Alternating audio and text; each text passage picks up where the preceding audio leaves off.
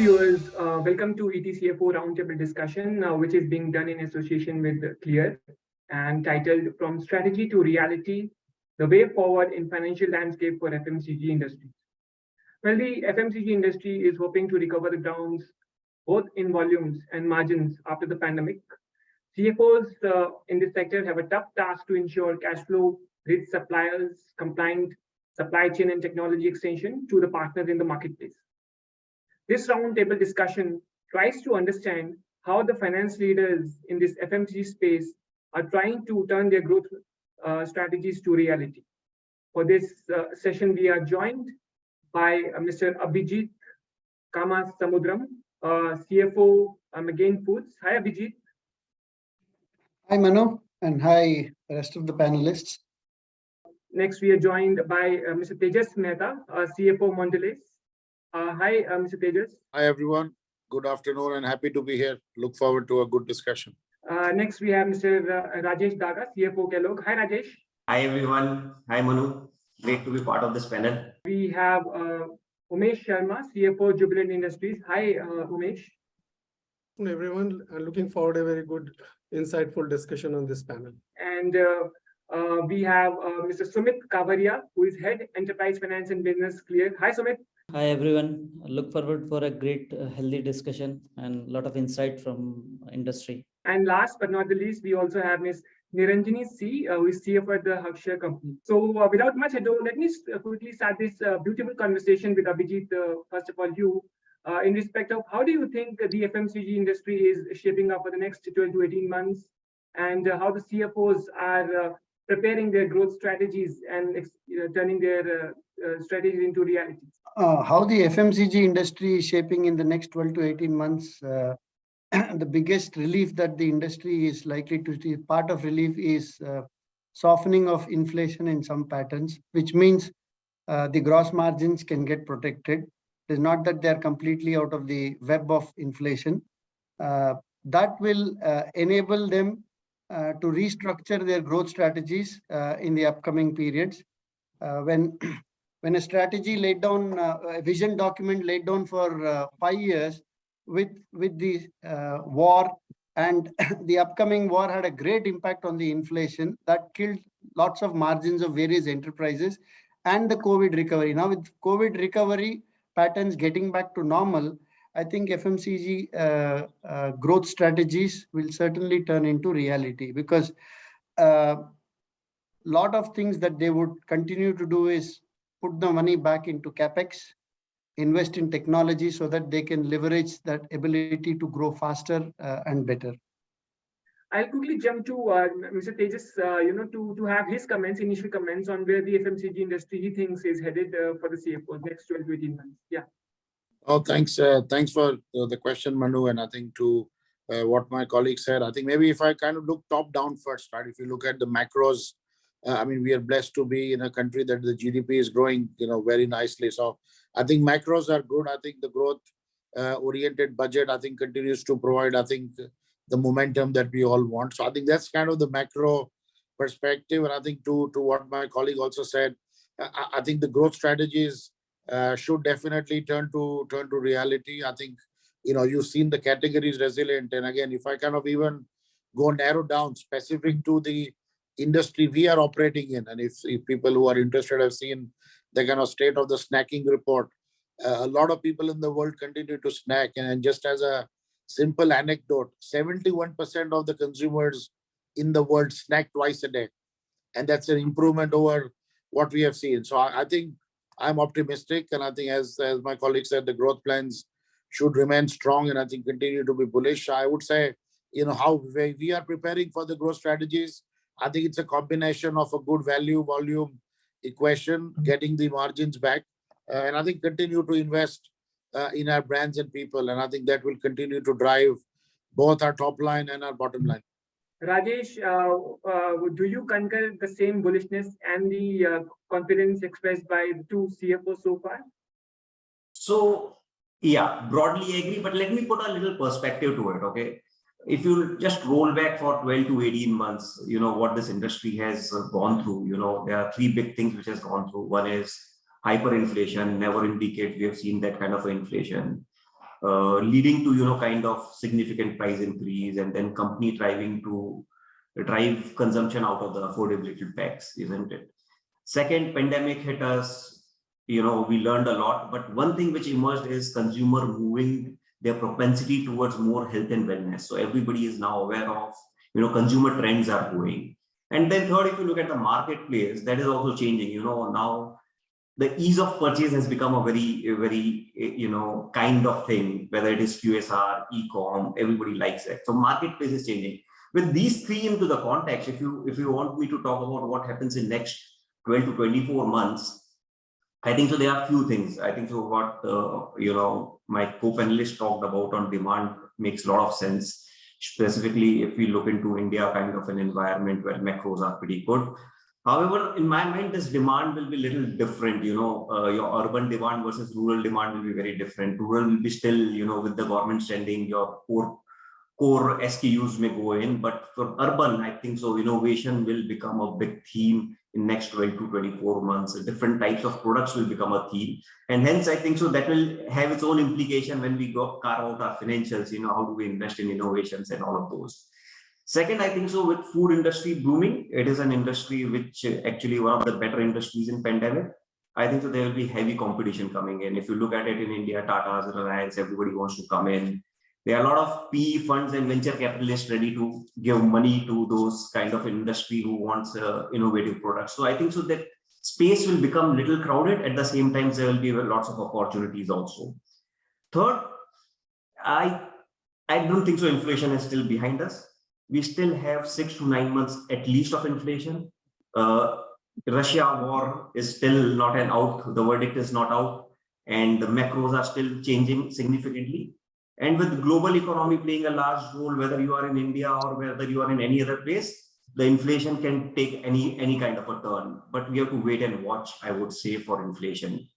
And last but not the least is, with the high inflation, countries like Europe, UK, US, everybody is have significantly increased their rates, the banking lending rates to curb inflation. They have never seen this kind of an inflation. Hence, there is a probable recession also which may come in. And with these perspective, I would say I would be cautiously optimistic for 12 to 24 months and not totally bullish on it. That is a little divergent which I wanted to place on the table versus others. So that's, I would say, cautiously optimistic as a road path for next 12 to 24 months. Okay, that's a very comprehensive and specific at the same time, Mr. Daga. Quickly jumping to Umesh for his comments, whether he's bullish or cautiously bullish, and if he can also share his perspective. Yeah. I definitely agree with Rajesh that it's not bullish, we are cautiously optimistic. And the trend, what is showing that the demand is there, but the kind of inflation and the impact of some of the impact is still there because some of the factories in UK are not running to the full capacity. The power disruption is there. So we are expecting the export demand is not that high. And but Indian demand, of course, the growth story is there. The kind of growth budget the government has presented, the kind of outlay is there. Definitely the money spending in the hands of because of the certain tax relief is going to be there in the hand of consumer. So some kind of demand we expect some high demand, but not very, very bullish on that. Okay, and as a whole, FMCG industry is headed positively. I mean, the outlook remains positive. That's for sure, right? Yes, like positive. If you look at the post budget, most of the FMCG shares has gone up as compared to the others. So even ITC touching all-time high. So that way it indicates that the FMCG companies are going to do well, and the consumer and the market has got optimism in those industries. And Sumit, if you also can jump in and share your view. You day in day out speak to so many finance leaders in this FMCG space. What is the sense that you are getting from them? Like when we talk with our customer in FMCG segment and my friends in FMCG, like people are definitely like cautious, definitely because of overall environment, but they are bullish on the growth, and everyone is believing that India going to be the next growth story, and it's and that's why they are investing a lot in everywhere, not only like a technology, but all the infrastructure aspect which can make them ready for a next wave. Like that's where India right now, right? So people are quite bullish but cautious on different aspects. Okay, let me again, as in begin from Abhijit, the next point, which is we discuss the growth part of it, and CFOs by their very nature already in their growth plans mentioned about some risk, including of course the inflation. So Abhijit, let me try getting sense from you in terms of risk panning out for the FMCG industry. You mentioned, of course, inflation still not behind. But other than that, what are the top risks, accordingly, you think the FMCG space is headed for? And how do you, as a CFO, think of tackling? So one risk that still continues is while uh, inflation certainly is there, it's in different pockets showing up. Some softening in when I mean softening, oil seems to be under control. Palm oil import of palm oil prices have stabilized to what they were earlier. The biggest risk that food industries most especially run are on maintaining the gross margins, and with inflation shooting up, not aware of where the inflation trends can go, will put a pressure on taking price increases. And and higher the price increase, unless like Rajesh said, unless we innovate and give the consumer a newer product, price premium and price differentiation will not come in. That puts the risk on the return for the enterprise, which actually impacts the enterprise. When I mean all of us are multinationals where the funding happens from the global segment. And when they want to invest into the country, India, the biggest risk that they will see is what will be the return. And because there is inflationary pressure and abnormal price increase that we will have to take to maintain the margins, although there is increase in consumption, consumer is certainly interested in only paying that much premium as the product commands. Because you have more inflation, you can't take a higher price increase. That impacts the return, and that certainly plays a big role in the global world putting money into the country India. Although this is the great investment destination, but returns are still very lower for them when they compare with other global markets. That's the risk I see from a global point of view to invest in the country, despite demand spaces and demand growth being very high, margin maintenance and return on invested capital. Okay, I would, just simply encourage, I mean, as in put a request, if any CFO wants to share his views and cut me in, please feel free. But for the same risk part, I would want to know the perspective of Tejas from your, in your capacity as CFO Mondelez. So if you can quickly share the top risk in FMCG space and what's your quick outlook on those risks? So I would probably say, I mean, I'll use the word watch out, right? I mean, it's a crystal ball, but I think there are few areas where I think we need to stay agile and alert and watch out. I think I think Rajesh already spoke about is, I think this whole equation of margin management and return on investment, right? Whether you call it ROI or IRR. I think that one in the context of whether it is going to be slowing inflation, or is it a flattening curve, or is it going to go up, right? So how do you manage margin and the prices and its equivalent impact then on your volume and consumption? So I think that will definitely be one area of watch out. I think probably the other global area of watch out is, we hear a lot about, either global growth slowing down or global recession, right? And I think what does it impact then on, I think, our currencies, our GDPs, and potentially any kind of different view on return expected out of India, etc. So I would say probably what could happen outside what is, having said that, the India macros remain strong. But yes, that will definitely be an area to watch out.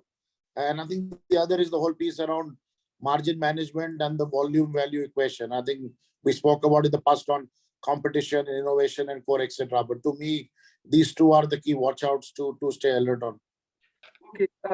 Any specific learnings? I mean, before I go to other CFOs for the same perspective, the two areas focus, important points that you mentioned, any lessons or learnings that you plan to implement? Yeah, I think, I mean, again, talking of COVID could be cliche, but I think COVID gave us a lot of learnings on how to manage uncertainty. So I'm hoping the uncertainty of the future will not be as same as maybe the uncertainty of the past. I think we all have managed inflation to a large extent. So I think we have a lot of learnings and lessons. I think the one aspect that we are constantly wanting to do is balance our price and volume and consumption equation. So I think the lesson for is is to continue to invest in our brands. And I think some of my colleagues said it before, is there are trends in the market on, whether it is wellness, but at the same time, you will also see a lot of premium indulgent brands doing well. So I think for me, the learning is staying true to the power of the brands, continue to invest. And I think that will take us over any uncertain times. And we have a lot of learnings on the past on maintaining supplier base, having a very resilient organization during uncertain times. Okay, next quickly to Rajesh. For his comments, who has already put out a very comprehensive and specific view initially on the growth strategy, risk, and how you plan to tackle it for the FMCG. So let me put it up a little differently again. I think so there are a lot of changing dynamics which is happening, whether it is from supply side or demand side. We just talked about, and everybody is talking about it the same. I think so. The biggest risk is you cannot have one sacrosanct plan for the year or for 18 months, 24 months. Your plan needs to be, very agile in terms of changing dynamics. And hence, I think so the biggest challenge for finance guys is, how do we ensure that the plan keeps moving with the requirement which is happening in the outside world of the internal dynamics. So to me, the biggest thing would be how do we, as a leader, accelerate the digital performance investment.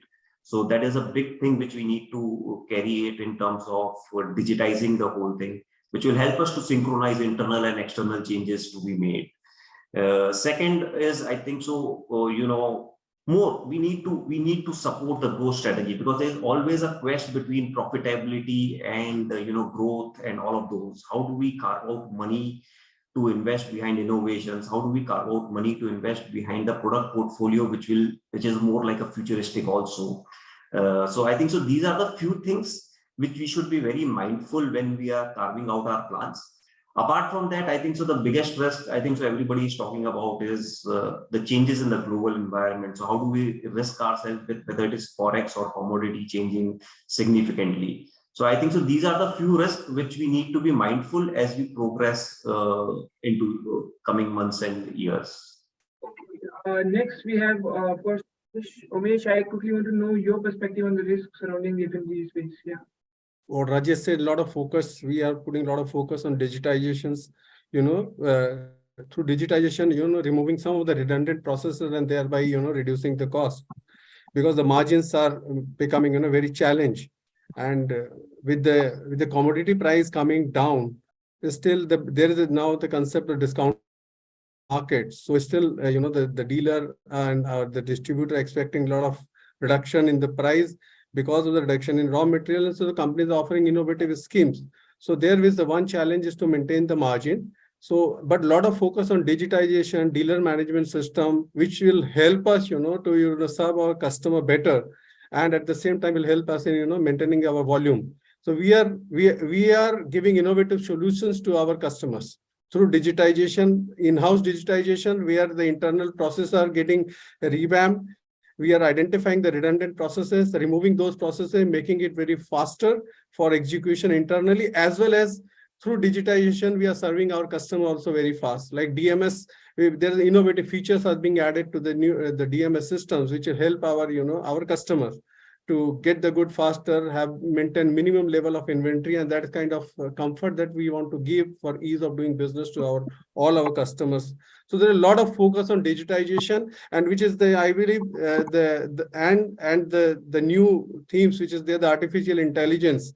Those things are helping us, the forecasting better, and that is also helping us to maintain our inventory at the desired level, which is helping us to reduce our working capital involvement in those business, whether internally or with our customers.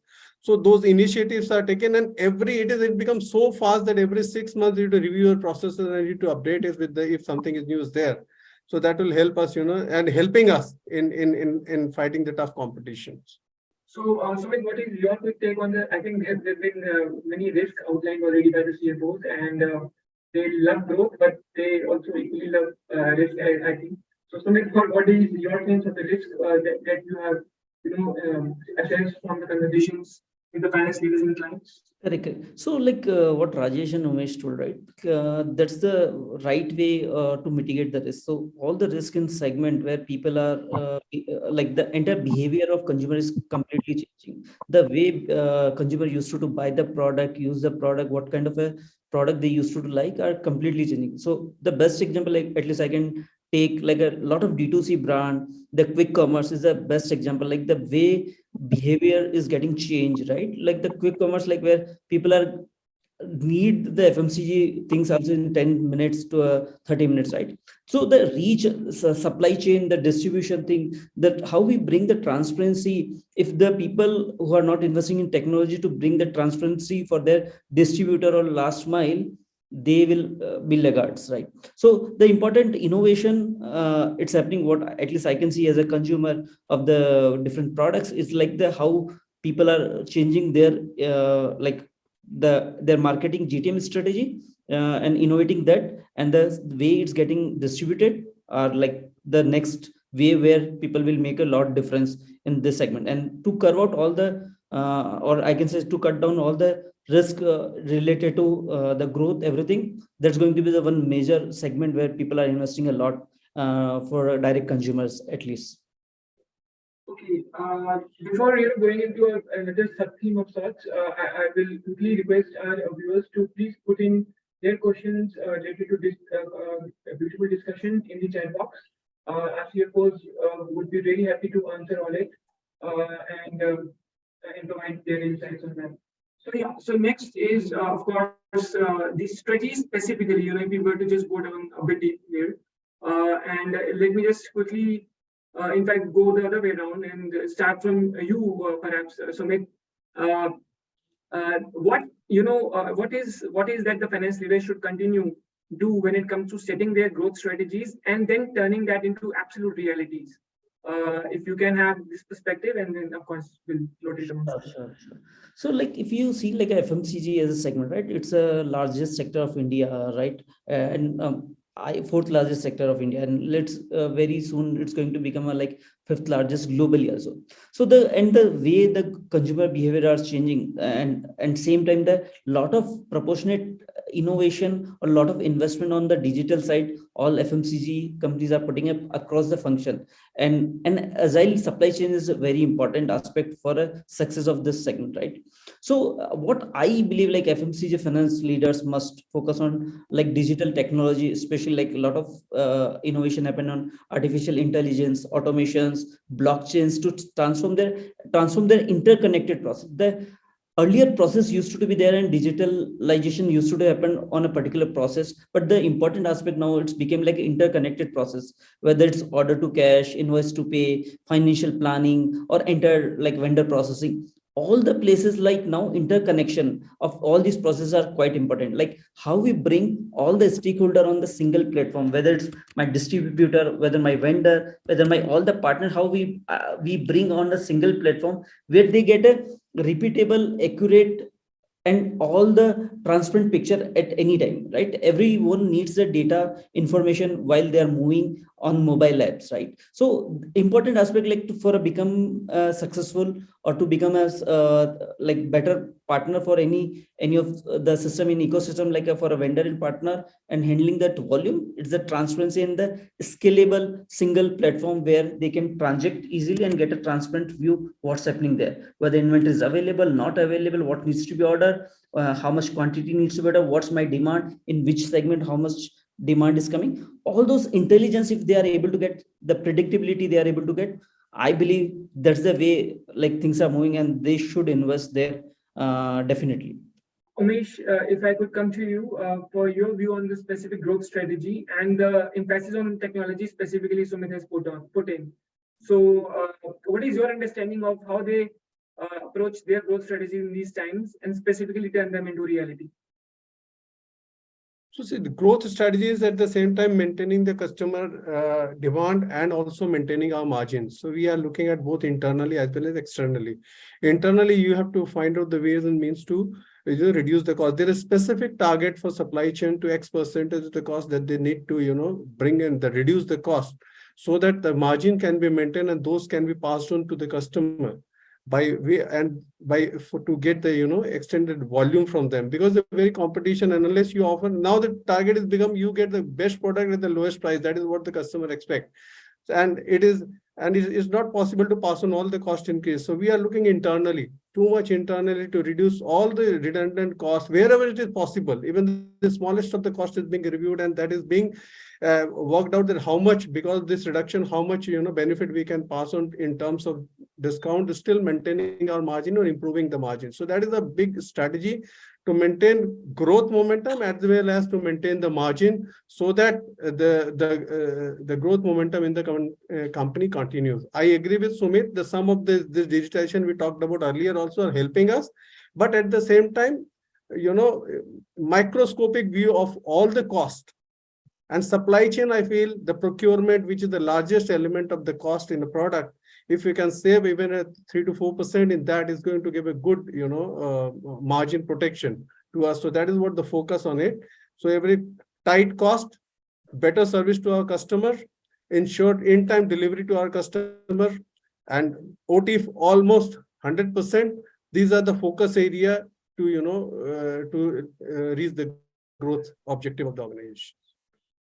Okay, so Rajesh, I think you have been listening very patiently. I will come to you for your specific mantra for setting up the growth strategy, and of course, the sub-focus areas in that. If you could just quickly lay down with your perspective. Yeah. So if at all I have to lay down, what are the 5 things that you would like to do, is probably in the growth strategy is probably one. I think so. Most of my panelists have already spoken about, but just to put a perspective is, I think so, this is no longer a game wherein you can have a strategy and be away from it. So that means you need to have your finance, strategy, business partner across the value chains. So you become the part of the problem and the solution as we progress, as against looking it from away.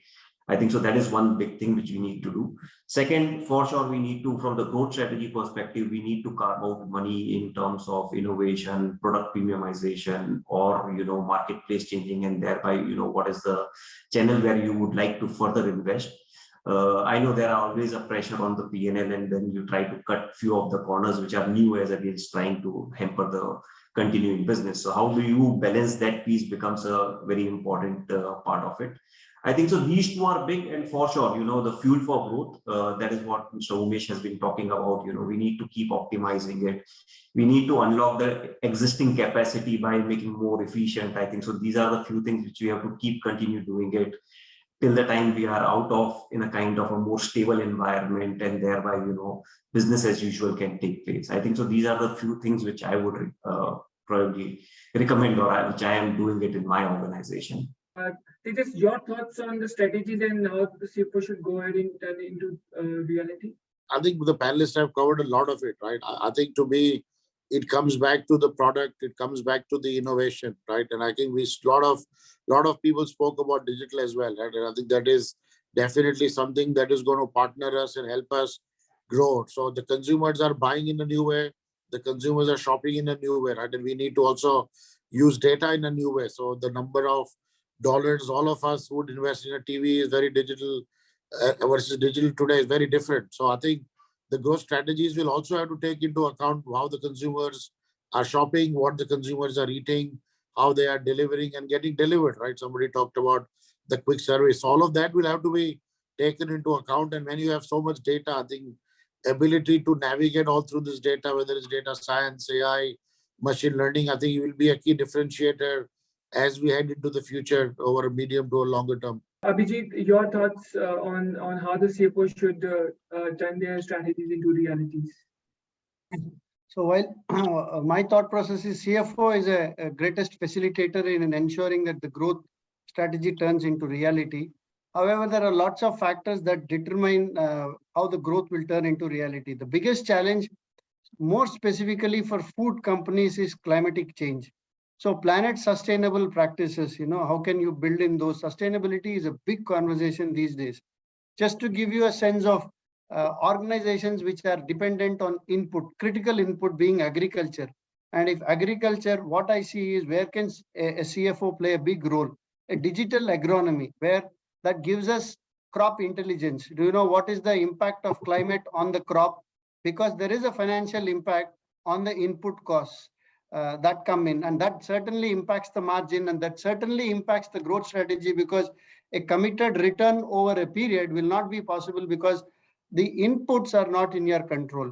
So a lot of digitization in the input space. More specifically, if I have to talk to our space, is agronomy.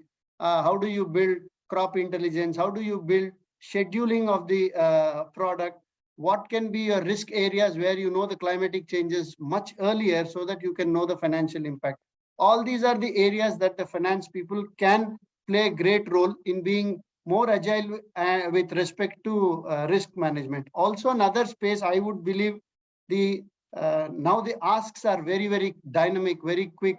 Someone spoke on multiple scenarios that have to be built because it's a very dynamic environment, which means we need to put more investment into tools like Power BI, because that will make the finance folks operate faster, better, quicker, and they're able to turn the scenarios into reality. And that is how a finance leader will be able to support, facilitate growth into reality. That's again a very fairly put way, Abhijit. Let me quickly come to Umesh, for his take on this important subject. I think we have already got some questions specifically related to regulatory changes. How the top, how the sort of CFO should take in the expectations on the regulatory front. So, Umesh, do you have any views? What are the regulatory expectations of the CFOs for this FMCG industry?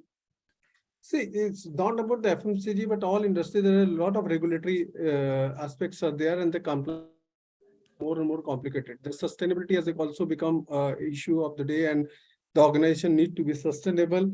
And while doing the business, they need to be very, very cautious about the impact of the industry on the environmental. The environmental laws are becoming more stringent. There are more focus on sustainability. If some of the FMCG industry, like a lot of focus on waste management, which is there is now the stringent law in the country that if you are generating the plastic waste or something, you need to be very, very cautious that how do you recycle them.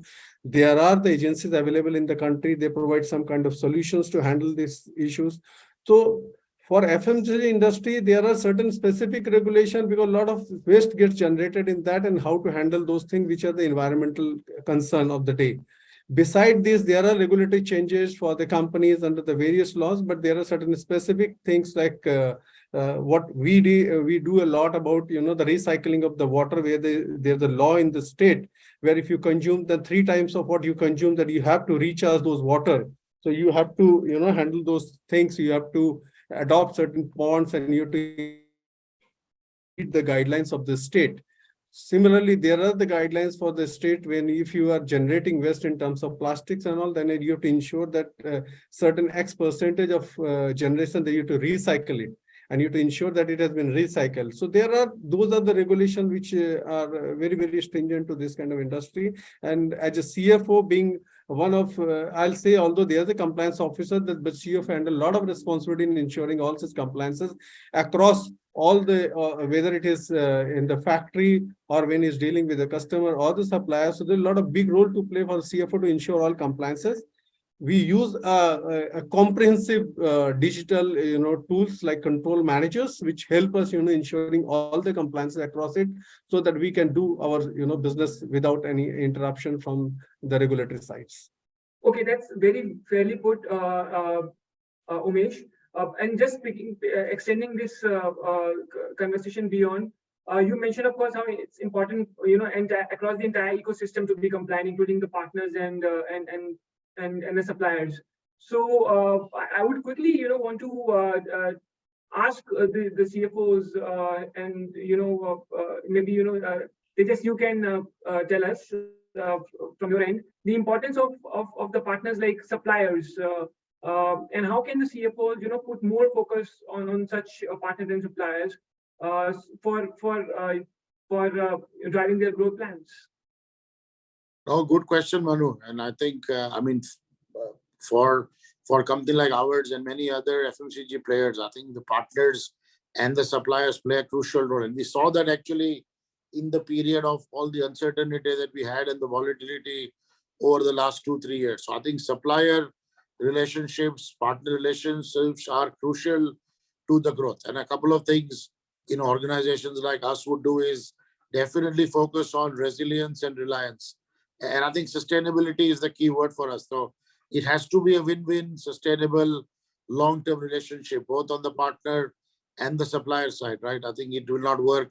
And I think we'll definitely have a halt to our growth plans if we don't have the materials on time. And I think, when you deal with commodities and packagings of various sorts, it's a very complex value chain. So you really can't take shortcuts. You want to make sure you have the optimum quality. So I think to me, both these guys play a very crucial role. I think our organizations are very focused on ensuring sustainability on both the partner side and the vendor side. I think profitability as well. And I think on the partner side, I think the metrics and the the scenario is still evolving. I think we have new last milers, quick service, quick serve. At the same time, people are coming back to the shopping malls, etc. So I think the partner landscape on the selling side is continuing to evolve.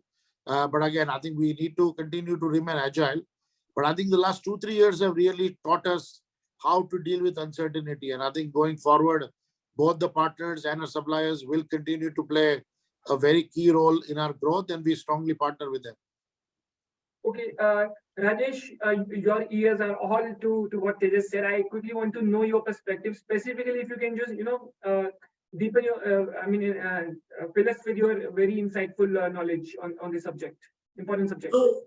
So if at all we look at suppliers, mainly our vendor base and all of those, while ESG is very important, I believe all the organizations rightly focused on it in terms of how they are complying.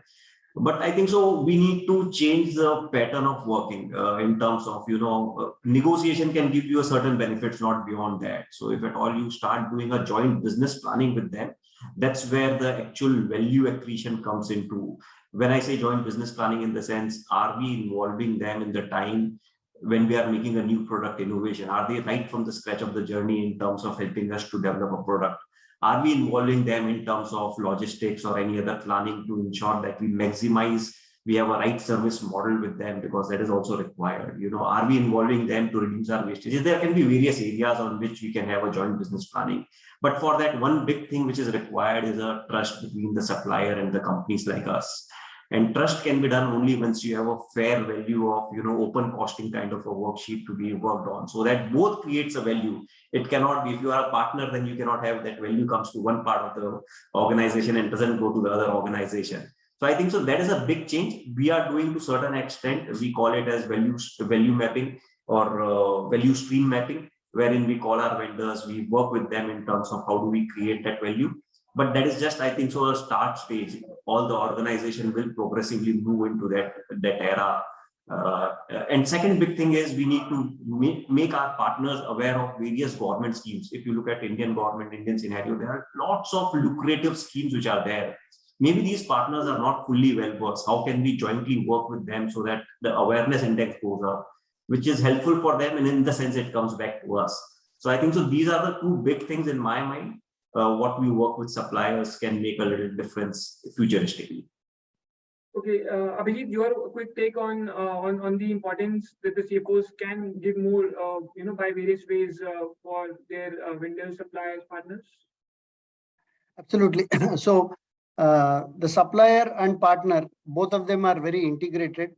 So the quick ways is ensure the return on investment or the ROI for the supplier is kept intact, and they then become a great partner in our growth strategy. Also, to the point that Rajesh said, where I very well agree with, where we co-create along with the supplier and partner in a way to meet the changing consumer demands. So tasting sessions, for example, with the partners, so that we know what is happening in the consumption market along with the supplier partner, and the enterprise co-creates new products, innovative products that will help in the growth strategy, and also cater to the increased consumption that is happening in the market. Umesh, any specific things that you specifically do to put more focus for your channel partners? I mean, the questions, for instance, I think all the CFOs have raised the reference. They should ask them whether they are involving enough their entire ecosystem, and value is like both sides can't be one. So any specific thoughts on how you specifically going about this? Yes, so we have our channel partners, and our idea is to enable them in handling their cash flows also. Sometimes it helps them in increasing our it works both way. If we enable them through some kind of financing arrangement, it helps us in also liquidating our stock and selling our stock. So sometimes what we do a joint the discussion and arrange some kind, we call it a channel financing. My co-panelists will agree to that. So channel financing is one of the mode where we make the funds available to our channel partners, and to liquidate their dues, and then they help them in improving their working capital. And sometimes the arrangement is like that, that you sometimes share part of the cost in as a part of your scheme, and which make this scheme, the channel financing, more innovative and more effective for our channel partner. And it has helped a lot us, and even it has also helped us in growing our channel partner. Those who are not able to scale up their business for the want of working capital also helped us. So a dealer who was doing maybe a crore or so in a year, in the next year, with the help of this financing arrangement, they're able to scale up their business by 2 to 3 times. So that is why that is how we are helping our partner. We are putting innovative schemes. We are supporting them, and we are in constant discussion with them that what is their expectation from us and how can both of us jointly grow. So that's based on their feedback. We design some of the products, some of the schemes, either through the company or through our banker, who are a banker. Through them, we provide some kind of support to them and help them meeting their need, which in turn help us in improving our volumes. So that way we are engaged with them on almost very regularly. Okay, Sumit, sorry to have kept you waiting for so long. CFO seems so upbeat about their perspective on specifically this compliance across ecosystem. You are a fintech firm, Sumit. You are a fintech firm, and how do you see the entire relationship between the finance leaders, their partners, and how you sort of assess that dynamics between the two? Yeah, I tell you very frankly, like all the analysts also can echo that same thing. Like very frankly, this ecosystem are totally or mostly dependent on the upstream and downstream, both the partner vendor side as well as the distributor side. And these companies invest a lot to make sure like both are delighted, whether it's vendor delight or whether it's distributor delights. So a lot of innovation in the one of the thing what Mr. Umesh told, financing, right? The right financing helps to liquidate their stock and they get that much, because this is the low margin business where if everyone have every penny can be saved in entire chain, supply chain, or whether it's an upstream chain or downstream chain, everyone will earn out of that. So a lot of, not only this, right, regulatory wise, like government is bringing a lot of regulatory changes, like e-invoice is one of the example, like I can take, which is coming up my top of mind. Like for distributor, creating a e-invoice and partnering with someone for every e-invoice was a nightmare. That's why like most of the FMCG companies have connected their dealer management system with some e-invoice partner to enable their distributor to be compliant for e-invoice.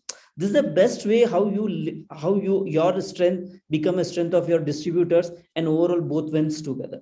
So that's the way I think entire technology, entire this ecosystem is evolving and helping each other and growing fast in this low margin business where the margins are shrinking due to inflationary pressures. Okay, I think we have a whole lot of questions, and I would really like to ask these questions from the audience, and also request our audience to please throw in your questions. Finance leaders would be happy to answer them. So one of the important questions is, from Prarthana Bagrodia. She says that on one hand, there is margin pressure and we are talking about returns. And on the other hand, we are all thinking of investing in digital. So is there a target digital ROI, or do we not look at digital ROI for process improvements, etc.? A very important question, perhaps in the mind, heart, and soul of each and every CFO. And of course, Sumit also being a part of the ecosystem. So anyone, voluntarily want to take that? I completely agree that although there's a pressure on the margin, but there's no choice. You have to invest on digitization, and I agree there should be a payback for the digitization investment and all the investment decision. Even whenever we are investing, there's always a calculation of ROI, and that need to be measured. Then only you can make the investment, because you have to take out money from your budget and you have to put it here in digitization and try to gain it through way of better margin, better support services, better working capital management, because digitization helps us in reducing these costs. It helps you reduce cost on your working capital, your carrying cost of inventory, you're serving to the customer. In turns, it leads to a better margin and it will help you in funding your digitization. So it's fully agree. This ROI should always be at the back of mind whenever you're implementing any project. Okay, any other CFO wants to have a take on this very important question? Maybe if I extend Umesh's perspective, right? And if I take digitization on the consumer side, and a lot of my co-panelists will probably also have a point of view. We are also, at least in Mandali's, investing in understanding what are consumers doing, or what we call first-party data, right? And I think digital ROI for that is, I think still is an evolving area, I would say. I don't think the simplicity with I can do a plant ROI or a capex investment ROI. I wish I could do the same for my consumer first party data ROI. So I would say, yes, we absolutely look at it, but I think there is room to go to everybody come on a same page and say, this is the way we would do a consumer ROI. But a fantastic question, and I think something we all as finance colleagues have to contribute to the evolution of it. Yeah, I just want to add one point what they just told, right? Like ROI is many times like is tangible or many times intangible. So many times like many companies investing ahead of curve because they in long term they get benefit out of that. So it's difficult sometimes to calculate that ROI in monetary term. Very frankly, it's not easy, especially like a first party data when you last mile consumer, if it's that needs to evaluate, it's like some assumptions, some expectation which should work the way we are expecting. Then we get a right ROI calculation or we are able to convince before in getting that investment for that digital transformation. So I want to add one point. Sometimes, it is not necessary that we will get ROI on every investment that we do. There are some compliance requirements which have to be digitally enabled. That will never give you any ROI because that is part of a regulatory requirement. And that second, some enterprises also invest large amounts, let's say, to be food safe product, and then it requires an American Institute of Baking standard to the part that Tejas referred, snacking requirements.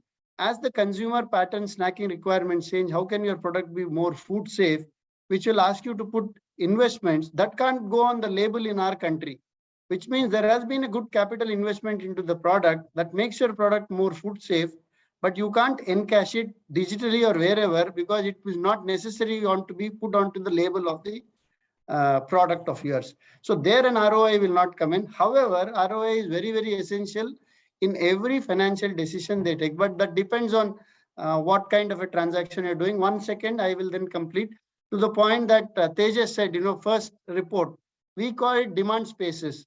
From where is the demand coming in that part, the injection of digital element will go in. How quickly can you capture the ROI and such injection or interjection is very, very difficult because it's a very nascent and upcoming space. Okay, I think Pratna Bagrodia, who asked this question, will be very happy. This has been taken by every CFO, and I think ROI seems to be the favorite theme of the CFOs every time. I think so. Next quick question I would pick it is they focus on sustainability. Of course, every CFO has put in, but how specifically that ESG can be a theme for the strategy? I mean, it's as simple as that. I think this is the question from Buddhika Senayake. And the question is how ESG comes to overall strategy of FMCG companies specifically. So there is a lot of, how can CFOs walk the talk simply on this? Umesh, you want to start again, or any CFO can take this question here? So if I can jump in quickly, is it okay? Sure, Vijay, please go ahead. So planet-friendly practices, okay, that's all part of ESG. So when it comes to planet-friendly practices, resource-efficient operations, how can you make your operations at the plant more CO2 friendly? What are your essential elements of an alternate source of energy? It could be renewable sources, various modes. All these have a bearing on your input costs and also do a lot of benefit to the communities that you are working with. And more so specifically with India's ask on CSR, a certain portion, how can you go and improve the livelihoods of people with whom you work? In our case, the farmers, the marginal farmers, all these add on to your environment sustainability program and then impact, eventually leading some enterprises have adopted to start giving the sustainability report, which definitely plays a big role on the credit rating of the enterprise as they go in for any leverage. So, Abhijit, I'll just quickly, that's a very comprehensive answer to the question being asked. But we are so glad now that we have been also finally joined by Niranjini C, the CFO Harsha company. There were some technical glitches. We were not able to have her earlier in the discussion. But hi, Niranjini, thank you so much. Without much ado, I would quickly like to take this question to you, which is what we are discussing, that the strategy, what should be it for the CFOs in the FMCG space going forward in the next 12 to 18 months, and how should they turn it into reality? So a quick one on that. Hi, everyone, and pleasure to be here, and nice to meet you all on an Friday afternoon. Thanks for the question, Manu. So I think the only change, only reality is change, right? And it's always around, and COVID has taught us a lot of things. So I would look at it as a mantra, or rather a 3R mantra, which is stay relevant, stay resilient, and stay responsible. Maybe these 3 R's would help us navigate the current situation, because every CFO or a business owner will need to implement consumer-led smart strategies to manage inflation in the current external environment, be it finding the right sweet spot for pricing, or sharpening consumer understanding to really understand what she values versus what we just provide what we have, or managing portfolio mix efficiently, responding with agility. All this is part of the relevance bucket that is one key pillar of the 3 R's. The second one I would talk about is resilient supply chain, and make that supply chain your competitive advantage, right? So build operational excellence into your organization's DNA so that the supply chain is agile and can pivot very quickly to the needs of the environment. The third R is basically being responsible. We all know there is huge sustainability agenda across every company, but I think the key is to enable the brands to really deliver against the agenda, so that it's not just a tick in the box, but it really is something tangible and it reaches the consumer. So I think these would be my 3 mantras to stay relevant in the current environment. That's very nicely put, Niranjini, but there is a very important question in the audience. I think the rest of the CFOs had already answered this, and I thought of taking this question before you, and would like to know the mantra for this question, which is Amit Trehan is asking, what is an ideal time frame in mind to evaluate ROI for a digital transformation? Sorry, say that again, Manu, I couldn't hear it quite well. So this is a question by Amit Trehan. He's asking, what is an ideal time frame in mind to evaluate ROI for a digital transformation? There are questions on how much weight a CFO should have on this transformation, digital transformation, because ROI is always a concern in that perspective. Correct. I think it's a very interesting question. In my mind, I would think anywhere between 1 to 3 years, depending on what level of transformation the company is going after.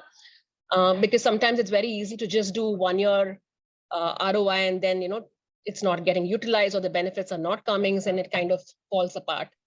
Also, just keeping it very long term, or it's like a 5 or a 10-year horizon, completely loses interest, right? So people are not going to see what's in it for them on a daily or a yearly basis. So I think a good time frame would be around 1 to 3 years. Okay, and before I quickly jump to the other CFOs, one last question, to you, Niranjini, on the climate and this. I think 3 R's that you mentioned. Of course, one of the pillars that they would stand on is sustainability, the ESG. Yeah. So one of the questions the audience is asking is Rana Bhomik. The audience is asking how the CFOs factoring climate risk in the inward and outward supply chain of the products. How are the CFOs factoring climate risk in the inward and the outward supply chain of the products? See, I think there is responsibility or ESG across different aspects of the entire value chain. So be it in procurement or having the right level of energy dealings, or doing what's right from a consumer landscape, packaging landscape. So it kind of transcends all aspects of the value chain. So I think it starts with a lot of planning to really understand what is it that we can put as benefits for the consumer, and then kind of work it backwards across your value chain to see how those unlocks can really happen. So that's how I would kind of frame the response. Okay. Then there is a question which I would encourage all CFOs to quickly answer if anyone feels free. This is the question by Rakesh. This is the question by Sandeep Mukherjee. Is asking in terms of the challenges being faced by the FMCG industry, especially with respect to the discretionary spending vis-a-vis advertising, sales, and marketing costs. Still, like how should they sort of go about managing their costs, different costs, as the head's been pointed out by Sandeep Mukherjee. Yeah. Any CFO? So let me take a lead, and then probably others can join. So normally people tend to say cut costs, especially on the advertisement and all of those, because of the cost pressures. But I think so this is a real fuel engine for future growth. So in my view, we should not cut corners on that. But that doesn't mean that you don't optimize it. So you do optimize your brand spend with the same kind of a spend, reaching more consumers. You can optimize your overheads in a manner which is not like cutting teas and coffees, but in a manner which is more like optimizing on a larger way, whether it is the way we are doing in terms of work from home as a culture, or there are various ways in which you can do it. But I think so optimizing cost isn't always an agenda, but we need to be careful which are the cost which is hampering the growth versus the cost which is inefficient. I think so that distinction needs to be made. I think so that's where it ends. Okay. If I were to quickly, okay, Manu, if I were to add. So on the selling media and marketing, where we see generally the focus of multinational, at least the global organizations, is how do you keep it at a restrained level to the net sales percentage. Different ways where one can look at is, instead of in the media space, the digital media plays a big role, and the GRP is there that we get in that space that you can go and occupy the mind space of the viewer or the seeker is far, far higher than the regular media, which burns out a lot of cash. That's another way where you can optimize your spend pattern. And when it comes to selling, more specifically, the feet on street, someone referred the distributor, DMS. DMS certainly adds in a lot more productivity. The bill cut, what was earlier X, will now significantly go up to X plus with these interventions.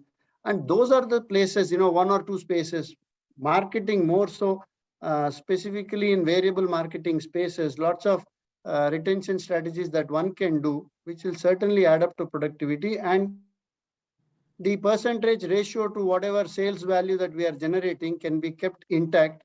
And hence no need to significantly cut cost on the SMM space. I think we can take a couple of questions more if we have time. So Girish P is asking, and perhaps Niranjani, you can just lead this answering this question. There's a question: how efficient are the vendors and the partners in terms of GST? So there is. The conversation, CFOs, they emphasize a lot of focus on their partners, suppliers, vendors. So in that backdrop, when it comes to issues like these, for instance, in the GST we have seen, how challenging then it could become for the finance leaders like you?